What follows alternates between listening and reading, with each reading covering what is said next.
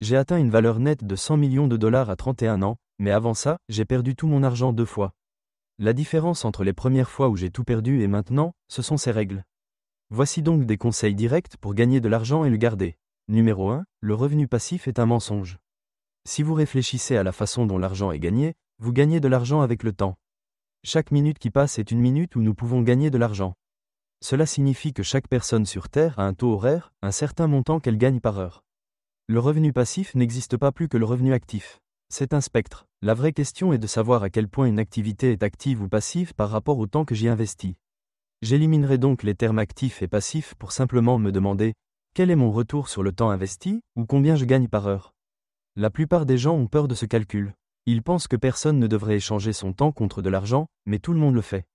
C'est juste que l'argent reçu n'est pas exprimé en heures. Cela a eu 2 conséquences sur mon comportement. Premièrement, j'étais obsédé par la recherche de moyens de gagner de l'argent rapidement, facilement et sans effort. J'ai fini par dépenser des tonnes d'argent dans des choses qui, je l'espérais, ne me coûteraient pas de temps. En parallèle, je ne consacrais pas assez de temps aux activités qui me rapportaient déjà de l'argent, en me demandant comment je pouvais augmenter de manière significative mes revenus actifs. J'étais obsédé par l'idée que tout ce que je faisais activement devait être scalable, sinon ça n'en valait pas la peine. Je me disais que je ne devais pas échanger mon temps contre de l'argent si ce n'était pas scalable. Mais quand j'ai regardé ce que je gagnais, une de mes activités me rapportait 15 fois mon taux horaire moyen. J'aurais dû y consacrer le plus d'heures possible, jusqu'à ce que toutes mes heures soient à ce tarif, puis chercher une autre activité encore plus rentable. Si vous voulez une expérience qui vous ramène sur Terre, regardez combien vous avez gagné l'année dernière et divisez-le par 2000. Vous saurez combien vous avez gagné par heure pour une semaine de 40 heures. Maintenant, si vous voulez savoir combien vous avez gagné par heure de vie réelle, vous pouvez diviser par environ 8000 ou simplement prendre le chiffre précédent et le diviser par 4. C'est ce que vous gagnez réellement par heure. Ainsi, quand vous vous demandez si quelque chose vaut votre temps, si ça rapporte plus que ce chiffre, la réponse est probablement oui. Ce que j'aurais dû faire, et ce qui a changé pour moi, c'est que j'ai arrêté d'investir mon argent de mes activités actives pour trouver des choses plus passives. J'ai commencé à me demander comment investir mon argent pour multiplier mes revenus actifs qui fonctionnaient déjà. Numéro 2, si tu ne peux pas l'acheter 2 fois, ne l'achète pas une seule fois. Ou même 3, 4 ou 5 fois. Ce principe a vraiment changé ma façon de dépenser, ou plutôt, d'économiser. J'ai commencé à regarder combien de temps il me fallait pour gagner, après impôt, la somme nécessaire pour acheter ce que je voulais. Je m'en souviens très bien. Je travaillais chez Smoothie King, je préparais des smoothies et je gagnais 6,75 $ de l'heure. Je venais d'avoir une augmentation, passant de 6,25 $. Ça ne me rajeunit pas. Mon collègue et moi allions toujours déjeuner à côté, dans une sandwicherie. Un sandwich, une boisson et des chips coûtaient environ 13 $. Je me souviens avoir regardé ma fiche de paye. Mon salaire de 6,75 $ de l'heure, après impôt, revenait à environ 6 $ de l'heure. Je me suis dit que je sacrifiais 2 heures de mon service de 6 heures chaque jour juste pour déjeuner. Je donnais littéralement un tiers de mes gains pour mon déjeuner chaque jour. Si j'avais su que je devais travailler les 2 premières heures juste pour avoir ce sandwich, je n'aurais jamais fait cet échange. Pourtant, je le faisais tous les jours, puis j'ai commencé à penser à d'autres choses. J'allais au centre commercial, je voyais un nouveau t-shirt à 30 $. Je me disais, mince, ça représente une journée entière de travail. Est-ce que je travaillerais une journée entière si quelqu'un me tendait un t-shirt dont je n'ai pas besoin ? Je ne pense pas. Tout d'un coup, mon comportement d'achat a changé parce que j'ai commencé à ressentir la douleur associée à l'effort nécessaire pour obtenir ce que j'allais acheter. Cela a complètement changé mes habitudes. Pour être clair, économiser de l'argent ne vous rendra pas riche, mais économiser vous permet d'avoir de l'argent. Et avoir de l'argent vous permet de voir plus loin. Et quand vous voyez plus loin, vous pouvez prendre de plus gros risques, ce qui vous fera absolument gagner plus d'argent. Quand vous regardez le prix de ce que vous voulez acheter, quand j'étais adolescent, je regardais un t-shirt à 30 $ en gagnant 6 $ de l'heure. Mais quand vous êtes adulte et que vous gagnez 100 $ de l'heure et que vous regardez un achat à 500 ou 1000 $, est-ce que vous travailleriez 2 jours pour ça ? Je ne sais pas, probablement pas. Parfois, on se demande si on travaillerait toute la journée pendant 2 jours pour sortir avec les potes pendant 3 heures le samedi. Je dirais probablement, les gars, je ne vais pas travailler 2 jours juste pour m'amuser 3 heures. Je préférerais ne pas travailler ces 2 jours. C'était ça le truc. Chaque fois que je me disais que je préférais ne pas travailler plutôt que de faire cette chose, alors je savais que je ne devais pas acheter cette chose. Par exemple, quand j'étais pauvre, je ne dépensais que de l'argent liquide. Ma façon la plus simple de créer un budget était que j'avais un client en coaching sportif qui me payait 2000 $ par mois en espèces. Tout l'argent qui rentrait via l'entreprise et les cartes de crédit allait sur mon compte en banque. La seule chose sur laquelle je savais que je pouvais compter pour vivre était ce qu'il y avait dans mon portefeuille. Et comme j'étais très économe, je m'assurais toujours d'en avoir plus que nécessaire pour tenir jusqu'au prochain paiement, car parfois le client payait avec 1 ou 2 jours de retard. Troisièmement, la plupart des gens surestiment ce qu'ils peuvent accomplir en un an et sous-estiment ce qu'ils peuvent accomplir en une décennie. Chaque nouvel employé qui arrive chez acquisition.com me dit que la première chose qu'il recherche, c'est la croissance. J'ai cette discussion avec eux que j'appelle le contrat d'1 million de dollars sur 10 ans. L'idée n'est pas tant le million de dollars, mais plutôt de prendre votre valeur nette actuelle et d'y ajouter un 0 ou 2 zéros. Vous pouvez accomplir cela en une décennie. Si vous regardez les plus grandes entreprises du monde, qui valent des milliards, il leur a souvent fallu moins de 10 ans depuis leur création pour atteindre cette valeur, mais c'est quand même plus de 5 ou 7 ans. Vous pouvez donc atteindre une richesse qui changera votre vie en une décennie. Si vous pouviez signer un contrat avec vous-même disant « Je ne gagnerai pas d'argent pendant 10 ans, mais la 10e année, j'ajouterai 1, 2 ou 3 zéros à ma valeur nette », le feriez-vous ? La réponse est presque toujours oui. Alors je leur dis « Super, maintenant agissez en conséquence ». Si vous saviez que vous alliez gagner cette somme d'argent sur cette période, vous arrêteriez cette obsession pour le court terme. C'est moi qui donne ce conseil à mon moi passé qui a tout perdu 2 fois. Quand j'ai réussi à changer ma perspective et à me demander ce que je devais faire pour qu'il soit déraisonnable de ne pas multiplier ma valeur par 10 en 10 ans, j'ai commencé à faire des paris très raisonnables qui, je le savais, allaient s'accumuler sur cette période.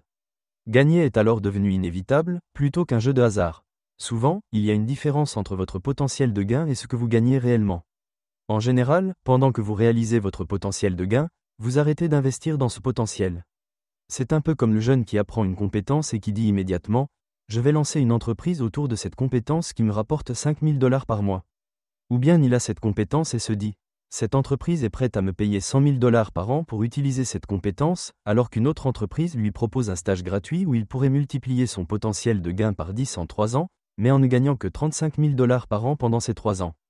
Lequel choisiriez-vous ? Le problème, c'est que la plupart des gens prendront les 100 000 $ maintenant et renonceront à l'investissement en eux-mêmes. L'actif dans lequel nous investissons, c'est nous-mêmes. La monnaie que nous investissons en nous est le temps, l'expérience et les compétences. Mais si vous êtes dans un environnement où vous ne développez pas votre potentiel de gain, vous perdez sur le long terme. Vous déchirez votre contrat à 1 million de dollars pour dans 10 ans afin d'obtenir de l'argent rapide aujourd'hui. C'est pourquoi, au début, quand vous avez peu d'argent mais beaucoup de temps et d'énergie, au lieu de mettre votre argent en bourse, investissez-le en vous-même. L'actif que vous représentez battra toujours le marché boursier. Numéro 4, on ne devrait avoir à devenir riche qu'une seule fois. En d'autres termes, ne pariez pas ce que vous avez et ce dont vous avez besoin pour quelque chose que vous n'avez pas et dont vous n'avez pas besoin. Certaines de mes plus graves erreurs se sont manifestées, par exemple, lorsque je me suis associé avec quelqu'un avec qui je n'aurais pas dû, parce que je voulais encore plus vite.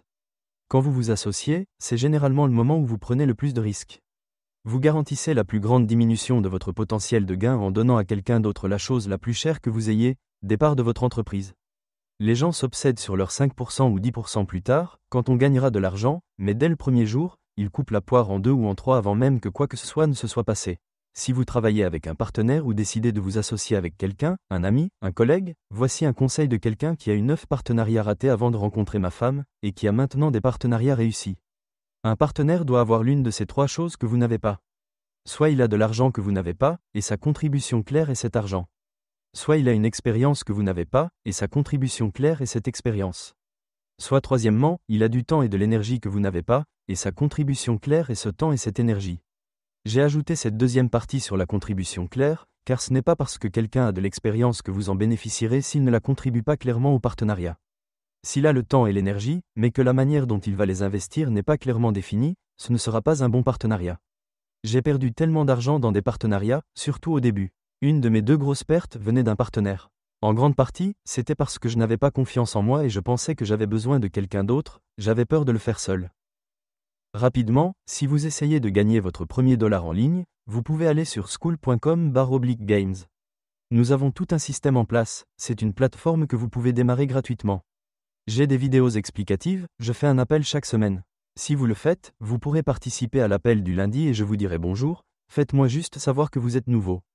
Si vous êtes propriétaire d'une entreprise, que vous essayez de grandir et que vous faites 1 million de dollars par an et que vous voulez aller plus loin, allez sur acquisition.com, cliquez sur Scale, et nous serions ravis de voir si nous pouvons vous aider lors de l'un de nos ateliers ici à Vegas. Ce qui m'amène au numéro 5.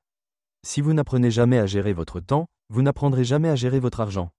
Nous avons tous la même quantité de temps chaque jour. Les personnes qui obtiennent les meilleurs retours sur leur argent sont celles qui apprennent à mieux investir leur temps. Une grande idée fausse sur l'argent est que l'argent, à mon avis, est une représentation du temps. Comme nous échangeons tout notre temps contre l'argent que nous recevons, Cela signifie que pour chaque personne, l'argent représente une certaine quantité de temps. Plus vous devenez riche, moins une somme d'argent représente de temps pour vous. Pour quelqu'un, 100 $ peuvent représenter 4 heures. Pour une personne plus riche, 100 $ peuvent représenter 4 minutes. C'est une évaluation constante que vous faites régulièrement en regardant votre calendrier et en vous demandant quelles sont les choses pour lesquelles je pourrais échanger mon temps contre plus d'argent. Je ne dis pas que vous ne pouvez pas passer du temps avec votre copine, mais il y a un coût de transaction pour ce temps. Tant que vous êtes prêt à faire l'échange, faites-le. Les mauvais échanges sont ceux que, si vous y réfléchissiez en termes de ce que ça vous coûte, vous ne feriez pas. Avec le temps, si vous continuez à améliorer la façon dont vous investissez votre temps pour ce que ça vous rapporte, vous gagnerez toujours plus année après année. Numéro 6, consultez votre compte en banque avant les réseaux sociaux le matin. Et si ça vous fait mal de consulter votre compte en banque en premier, alors vous devez le faire encore plus. Au début, je ne savais pas où allait mon argent. Un ami m'a dit de simplement regarder. Honnêtement, j'étais anxieux à l'idée de regarder mon compte en banque, de voir l'argent qui sortait. J'ai donc pris cette habitude et j'ai dû y faire face. Mais ce qui est fou, c'est qu'en commençant à regarder mon argent, à y prêter attention, mon argent a commencé à faire attention à moi et à rester. Peter Drucker a dit, « Ce qui se mesure s'améliore ». L'une des choses les plus fascinantes que j'ai trouvées sur le comportement humain est que la première chose à faire pour améliorer n'importe quelle mesure est de la mesurer réellement. Si vous voulez perdre du poids, le simple fait de vous peser chaque jour, peu importe à quel point le chiffre est douloureux, aide les gens à perdre du poids. Pas besoin de parler de régime ou d'exercice. S'ils regardent la balance chaque jour, ils en deviennent conscients. Et quand vous prenez conscience d'un problème, vous commencez consciemment ou inconsciemment à faire des changements. Vous hésitez avant de mettre cette nourriture dans votre bouche, vous hésitez avant de sortir votre portefeuille. Regardez votre compte en banque chaque jour a le même effet. Regardez la réalité en face, et la réalité commencera à s'améliorer. Si vous vous demandez pendant combien de temps j'ai continué à vérifier mon compte en banque chaque jour, la vérité est que j'ai arrêté quand nous avions environ 20 millions de dollars. J'ai commencé quand j'avais quelques centaines ou milliers de dollars. Quand j'ai arrêté de vérifier quotidiennement, c'est que j'ai réalisé que mes fluctuations quotidiennes sur les marchés et mes autres actifs étaient difficiles à voir au jour le jour. J'ai donc dû commencer à espacer mes vérifications, au mois ou au trimestre, pour voir une progression. C'est quelque chose qui, si vous avez vérifié votre compte en banque tous les jours pendant des années, vous aide à développer de la discipline. Numéro 7, apprenez à gagner de l'argent avant d'essayer d'apprendre comment faire en sorte que votre argent gagne de l'argent. Je vois tellement de jeunes, surtout, qui ont 1000 $ et se demandent comment les investir. Ils essaient de trouver un moyen de faire fructifier ces 1000 $. Ils les mettent dans un calculateur d'intérêt composé et se disent que s'ils obtiennent 50% de rendement pendant les 40 prochaines années, ils seront milliardaires. Mais la vérité, c'est que vous allez très probablement acheter une crypto-monnaie sans valeur, elle va s'effondrer et vous allez perdre vos 1000 $. Vous vous direz que vous venez de travailler 2 semaines ou un mois pour économiser ces 1000 $ et que vous les avez perdus en quelques secondes. Alternativement, si vous prenez ces 1000 $ et que vous les investissez pour apprendre à gagner plus d'argent, en améliorant vos actions et vos compétences, cela vous rapportera bien plus. C'est là que vous investissez du temps, plutôt que de vous demander comment faire travailler votre argent. Soyons réalistes, vous n'en avez pas beaucoup. Prenez l'argent que vous avez et investissez-le dans la compétence de gagner plus d'argent, plutôt que d'essayer de transformer une petite somme avec un retour de 10% ou 20%. Les 100 $ supplémentaires que vous obtiendrez sur ces 1000 $ ne sont rien comparés à ce que vous pourriez gagner si vous amélioriez vos compétences de 50%, ce qui augmenterait votre revenu annuel de 50%. Quand vous dites que vous n'avez pas le temps, dites-vous immédiatement que vous vous mentez. C'est n'importe quoi. Tout le monde dispose des créneaux de 5h à 9h du matin et de 17h à 21h chaque jour de la semaine, même si vous avez un travail de 40 heures ou si vous êtes étudiant à temps plein. Nous avons tous ces 8 heures par jour. Le problème, c'est que nous ne sommes pas prêts à faire les compromis parce que nous avons des choses qui nous rendent confortables. Si vous recadrez cela en vous disant que ce qui vous met à l'aise aujourd'hui est ce qui vous rendra mal à l'aise pendant une décennie, tout d'un coup, le coût de ce confort augmente. L'équation s'inverse. Si je peux être mal à l'aise aujourd'hui, je peux être à l'aise pendant des décennies. Alors vous pouvez chercher à utiliser ces 8 heures et vous dire que vous allez changer les choses. Le plus fou avec le travail, c'est qu'il vous rapporte de l'argent de 2 manières. Premièrement, vous travaillez et vous gagnez de l'argent. Deuxièmement, quand vous travaillez, vous n'en dépensez pas. Donc, quand vous débutez, l'effet est double. L'argent que vous gagnez s'accumule parce qu'il n'y a pas de fuite. L'un des plus grands avantages que vous avez est de rester occupé. L'une des clés de l'investissement est la patience. Qu'est-ce que la patience ? C'est trouver des activités à faire en attendant. Pensez-y une seconde. Si le but est de devenir riche et que nous savons que cela prend du temps pour que l'argent s'accumule, alors ce que vous faites en attendant, c'est travailler pour avoir encore plus d'argent à investir. Et cet argent a le temps de fructifier pendant que vous travaillez. Au début de ma carrière, je ne prenais pas le temps que j'aurais dû. Puis je me suis dit que je ne voulais pas faire ça toute ma vie, que je devais prendre de l'avance. Mais je ne pouvais pas arrêter mon travail. J'ai donc commencé à passer mes matinées, mes soirées et mes week-ends à travailler sur mon projet suivant. Au début, c'était pour préparer un examen d'entrée en école de commerce. Mais après avoir réussi le test, j'ai réalisé autre chose.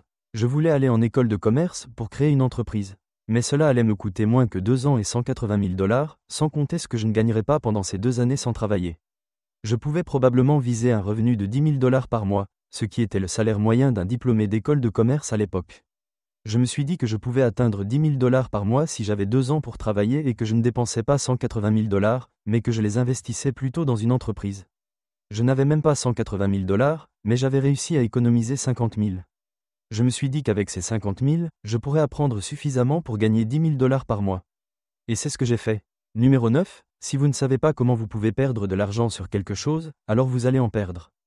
Pensez-y, si quelque chose a l'air incroyable et que vous vous dites qu'il n'y a aucun moyen de perdre de l'argent, vous allez absolument tout perdre, simplement à cause de votre ignorance. Vous devez d'abord déterminer quel est votre risque de perte, toutes les façons dont cela peut se produire, et y attacher une probabilité raisonnable. Puis, multipliez probablement cette probabilité par 3. En tant qu'entrepreneur, l'une de nos caractéristiques est l'optimisme.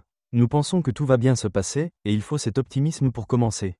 Mais une fois lancé, vous ne pouvez pas continuer à être optimiste pour chaque opportunité, sinon vous allez vous planter en vous dispersant. Si vous ne savez pas comment vous pouvez perdre de l'argent, vous en perdrez, car cela montre simplement à quel point vous en savez peu. 10. Votre plus grand coût est l'ignorance. Chaque mois, vous avez votre loyer, votre nourriture, vos vêtements, votre voiture, et vous pensez que ce sont vos coûts fixes. Il y a des années, j'étais dans le public et j'ai vu un homme écrire 1 million de $ sur un tableau blanc. Il a demandé à quelqu'un dans la salle combien il gagnait par an. La personne a répondu 50 000 $. Il a demandé s'il aimerait gagner 1 million de $ par an. La personne a dit oui. Alors il a mis un signe moins et a dit « Saviez-vous que ça vous coûte 950 000 $ par an de ne pas savoir comment gagner 1 million de $ par an ?» Ce fut une révélation pour moi. J'ai réalisé que le coût de l'ignorance est la différence entre vos objectifs et ce que vous avez aujourd'hui. Si vous saviez comment atteindre vos objectifs, la différence serait la valeur de cette éducation. C'est le coût de la dette d'ignorance. La priorité numéro 1 dans ma vie a toujours été de rembourser cette dette d'ignorance le plus vite possible, en utilisant n'importe quelle monnaie nécessaire. Si c'était mon réseau, des faveurs, ou de l'argent, qui est le moyen le moins efficace, je trouvais un moyen d'acquérir les informations et l'apprentissage nécessaires pour atteindre mes objectifs. Quand j'ai commencé, j'ai payé pour accéder à des cercles. J'ai payé 25 000, 35 000 $. Vous me direz que vous n'avez pas ça maintenant, je comprends. La première chose que j'ai achetée était une formation à 10 000 $. J'ai pu le faire parce que j'avais économisé pendant 2 ans pour avoir 50 000 $. Pour moi, c'était la direction que je prenais, investir dans l'apprentissage. La première salle où je suis entré était un groupe de propriétaires de salles de sport. Je n'avais pas de salle de sport, mais j'ai payé pour être là et apprendre à bien commencer. Quand j'ai payé 25 000 $, c'était pour un groupe de marketing sur Internet. Je n'avais pas d'entreprise de marketing sur Internet, mais j'ai payé pour apprendre à le faire correctement. Je pense que beaucoup de gens attendent trop longtemps pour apprendre. J'ai toujours voulu saisir mon avenir et le tirer vers moi. J'étais prêt à dépenser tout l'argent que j'avais pour faire ces paris, car c'était un pari sur moi-même, et je savais que je ne perdrais jamais.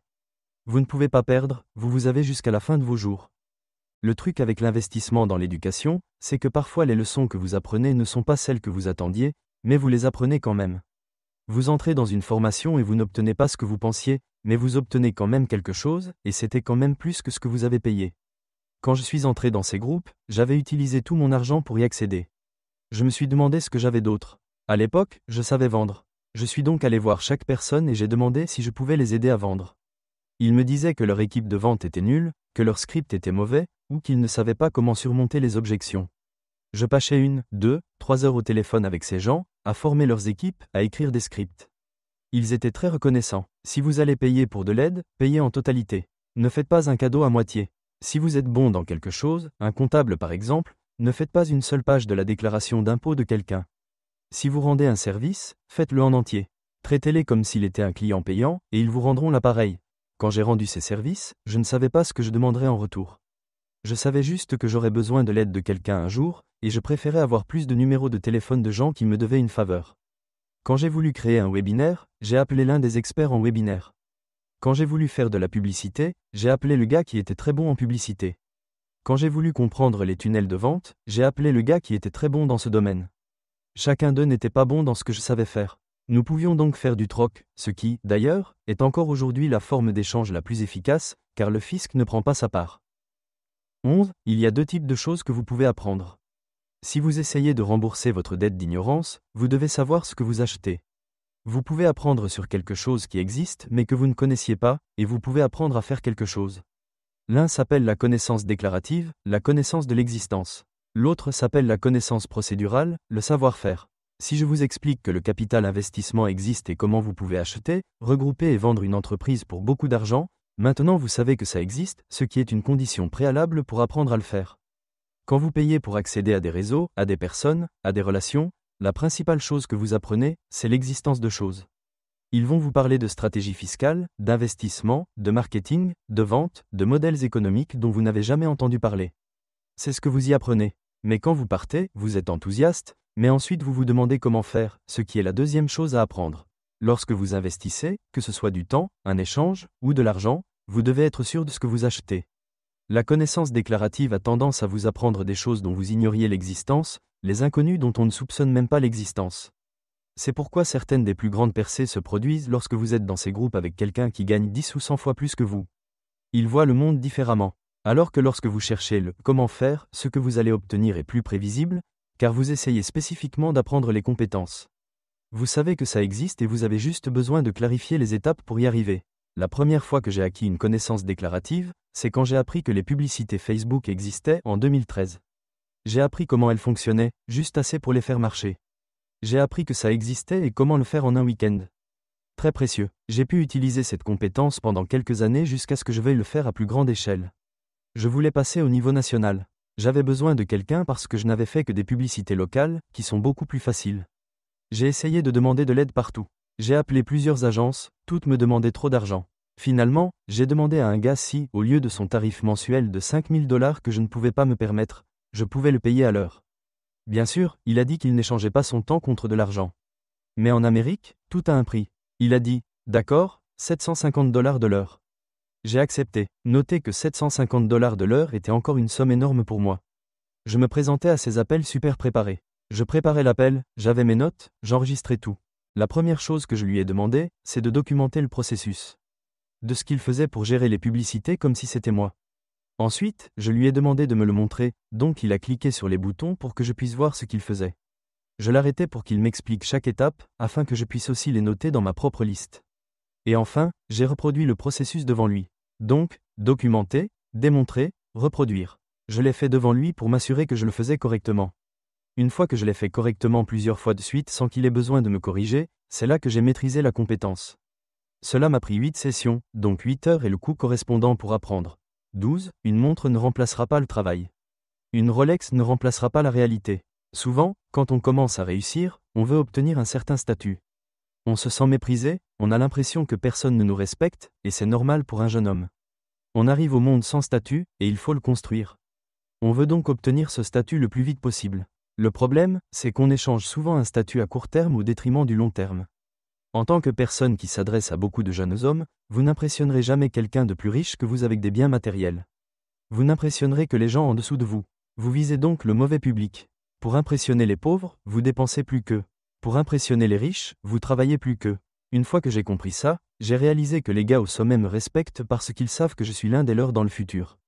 Ils savent qu'à mon âge, ils se sont concentrés sur le travail acharné, pas sur les moments de gloire. Cette surdépense pour le statut se produit à tous les niveaux. Au début, c'est une montre. Un peu plus tard, c'est un crédit pour une voiture. Encore plus tard, c'est un crédit pour une voiture très chère. Puis ça peut être un grand appartement, puis une très belle maison, puis un yacht, et enfin un jet.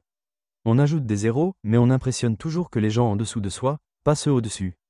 Si vous voulez impressionner les gens en dessous de vous, allez-y, mais sachez que c'est ce que vous faites. Achetez du temps comme un riche, achetez des choses comme un pauvre. Si vous considérez que le temps est la chose la plus précieuse, et que vous vous êtes déjà consacré à travailler, à gagner un revenu et à apprendre, alors vous voulez y consacrer le plus de temps possible.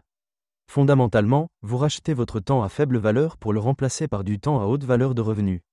Cela inclut la préparation des repas, les courses, le ménage, etc. Je me souviens de la première fois que j'ai conclu une vente à $500 dans ma salle de sport. J'ai réalisé que cette vente m'avait pris 30 minutes. Je savais que pour faire les courses pour tout le mois, il me fallait $500 et bien plus de 30 minutes. Je me suis dit que si, pendant tout ce temps que je passais à faire les courses, à préparer les repas, à nettoyer et à faire la lessive, je pouvais simplement vendre plus en quelques heures, je pourrais payer pour toutes ces tâches gratuitement. Mon esprit de pauvre me disait que c'était du gaspillage, que je pouvais faire ces choses moi-même. Mais il faut acheter du temps comme un riche et dépenser son argent pour des biens comme un pauvre. Achetez du temps, pas des choses. Car lorsque vous achetez du temps, vous pouvez remplacer l'argent que vous avez dépensé, et même plus. Mettons des chiffres réels là-dessus. L'Américain moyen dépense 1500 $ par mois pour 96 heures de travail domestique. Cela inclut le ménage, la lessive, les courses, la préparation des repas et la vaisselle. Je ne parlerai même pas des 4 heures par jour que la personne moyenne passe sur les réseaux sociaux et à regarder la télévision. Si vous remplacez simplement ces tâches que vous n'aimez probablement pas faire, cela coûte environ 1500 $ par mois. Tant que vous gagnez plus de 15 $ de l'heure, c'est une décision logique. Remplacer ces 96 heures de travail épuisant vous permet de travailler plus à votre activité principale. Et vous y gagnez doublement. Non seulement vous gagnez du temps pour travailler plus, mais vous devenez aussi meilleur dans votre travail. Toutes ces heures supplémentaires ne vous rapportent pas seulement plus d'argent, elles vous rendent plus compétent. Vous vous améliorez plus vite. À la fin de l'année, non seulement vous aurez plus d'argent, mais vous serez aussi bien meilleur dans votre domaine. Les personnes à qui vous vous comparez, et non celles avec qui vous passez le plus de temps, sont le meilleur indicateur de combien vous gagnerez. Nous sommes motivés par ce qui nous manque.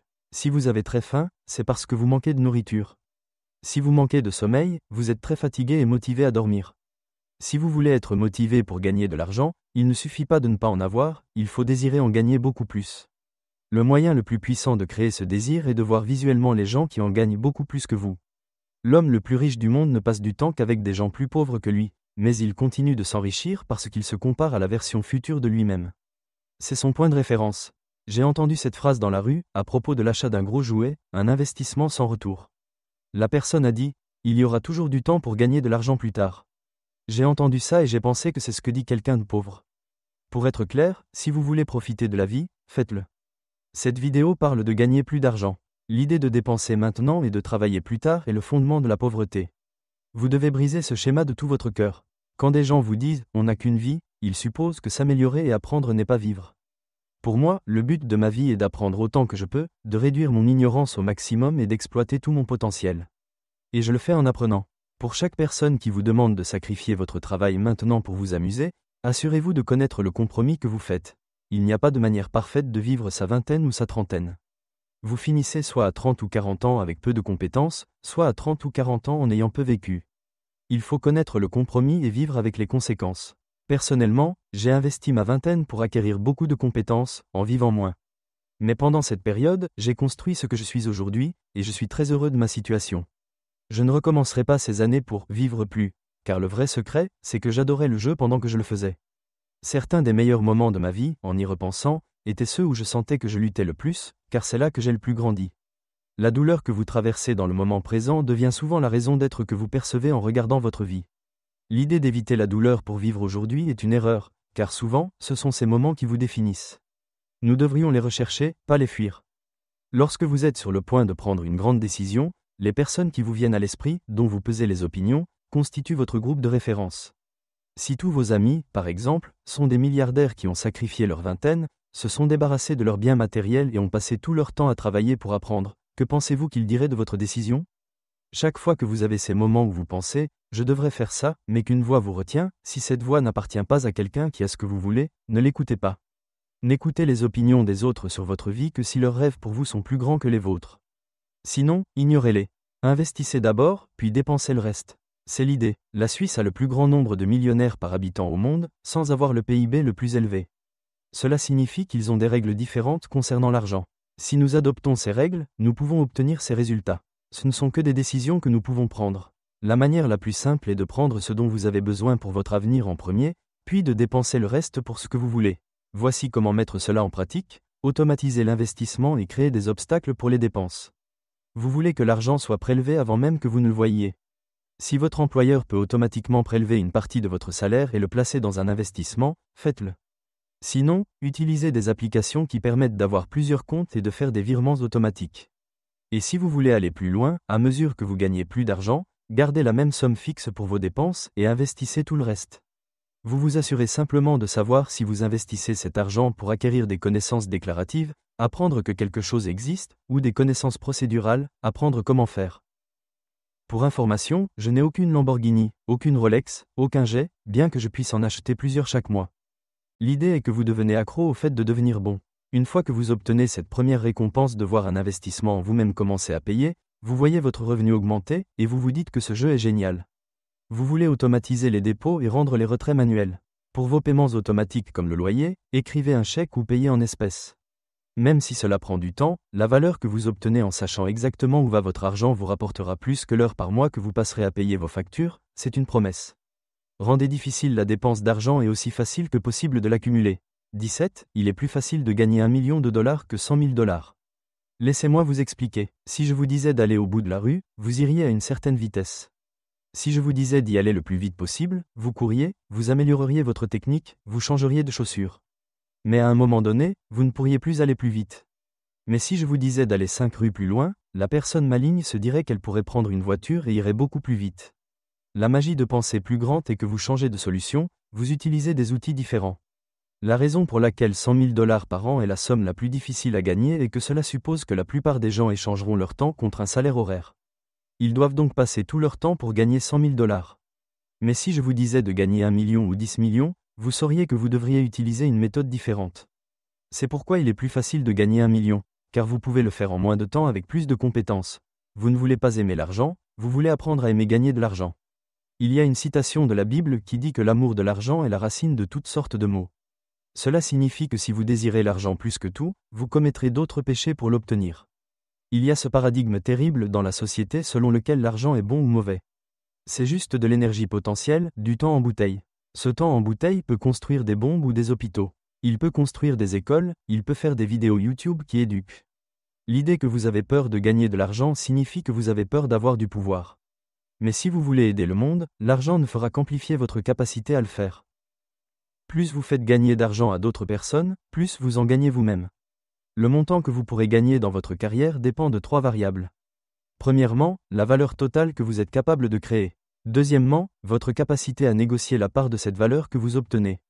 Troisièmement, le nombre d'autres personnes qui peuvent également créer cette valeur. Vous devez avoir les 3. Si vous développez une compétence en vente et pouvez créer des millions de dollars de valeur, mais que quelqu'un d'autre est prêt à le faire pour quelques milliers de dollars, votre position disparaît. Le plan est donc non seulement de créer de la valeur, mais de le faire d'une manière que personne d'autre ne peut. Ce qui rend les compétences uniques, c'est l'ensemble des compétences, l'empilement des compétences. Pour que quelqu'un puisse recréer ce que je peux faire, il devrait avoir vécu ma vie. Votre vie et le temps que vous passez deviennent votre avantage concurrentiel. Il n'y a pas de compétences secrètes. Il y a tellement de compétences requises. Votre temps est votre arme si vous l'investissez judicieusement. La dernière chose que je vous dirais est que l'argent aime la vitesse, la richesse aime le temps, la pauvreté aime l'indécision. Si ces informations vous ont été utiles et vous aident à éviter de perdre tout votre argent 2 fois comme moi, j'ai une vidéo sur l'effet de levier et la création de richesse que vous pouvez consulter. C'est l'une des façons les plus rapides de faire fructifier son patrimoine. Si vous êtes pauvre et que vous débutez, j'ai une vidéo avec des conseils brutalement honnêtes à mon jeune moi que beaucoup de gens ont trouvé très utile.